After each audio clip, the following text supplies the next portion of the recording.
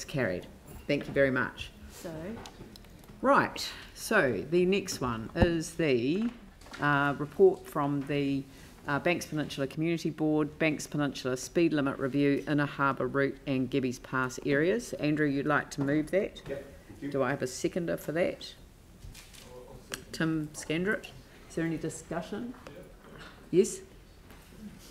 I guess a question to staff. And oh, right. Oh, and probably...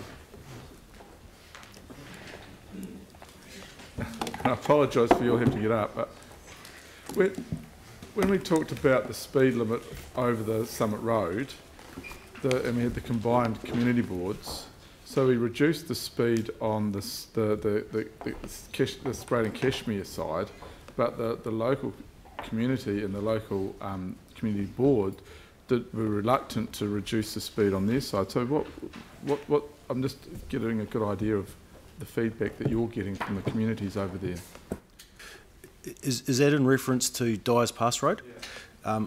The speed limit on Dyers Pass Road changed on both sides of the hill. The difference was the no overtaking lines. Very good. Phil?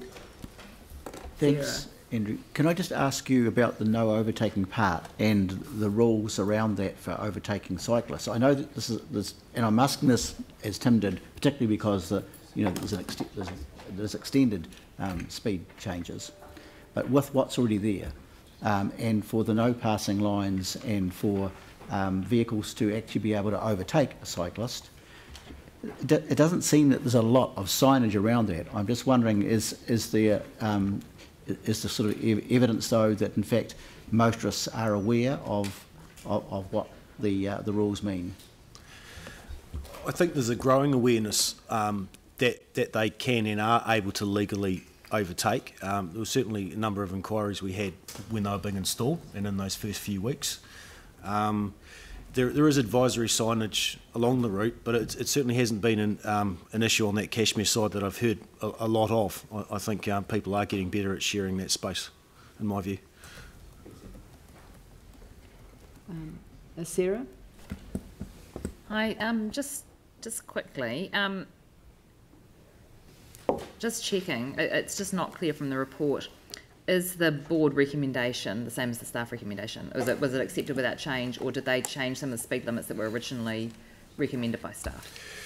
There were some minor changes that the board made, specifically from memory around Anderson's Road, Bayview Road, Doris Fagan Lane and the top of Hunters Road, okay. Which, and those changes are around whether the speed limit should be 40 kilometres per hour or 30 kilometres per hour.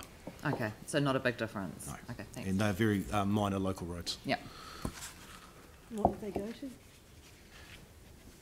to? The recommendation, the staff recommendation was for 40 kilometres per hour as it aligned with the most recent NZTA guidance. It was actually put out for consultation at 30, and the board considered the feedback and have recommended that those speed limits be 30 in those situations. It's all dodgy around here. Okay, so on that, I'll put the motion. All those in favour say aye. Aye. Those opposed say no. That's carried. Thank you very much. Thank you.